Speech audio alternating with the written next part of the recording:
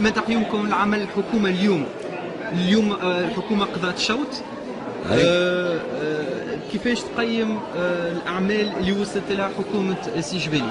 الأعمال نتاع الحكومة هم قاموا بأعمال كثيرة، ولكن هذه الأعمال ليست واضحة لأنها أعمال ملفات، والشعب لا يعلم ما هو في الملفات.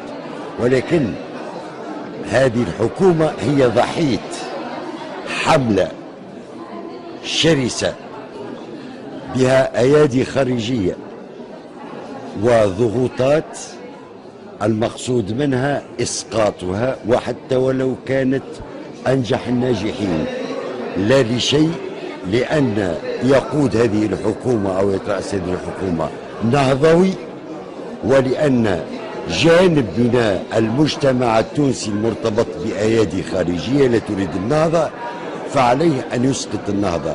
بالأمس كان متزعم هذه الجبهة السيد الباجي قاضي السبسي، وأنا أعجب لماذا لم يفتح ملفه حتى اليوم، وهو الذي أساء إلى تونس مثل ما أساء بن علي إلى تونس، ربما أكثر. فالإدارة ملغومة، والميزانية ملغومة، والحياة السياسية ملغومة، والشعب العلاقات الشعبية والاجتماعية ملغومة، وكلها من فعل الباجي قايد السبسي. فهي أنا أذهب بها إلى حد الخيانة العظمى، خيانة الثورة، تكسير الثورة والالتفاف عليها واحتواها.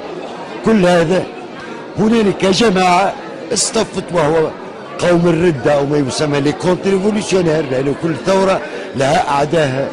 فأعداء الثورة أو قوم الردة المتحالف مع الخارج هو الذي جعل هذا الموقف يتحول إلى مقاطعة، لأنهم يريدون إسقاط الحكومة ولو كانت ناجحة، ويريدون إسقاط الحكومة ولو أدى ذلك إلى أن تونس كلها شعب وأرض وبشر تضرب في الحيط. فهنالك شحنة من الكراهية والحقد غير مبرر.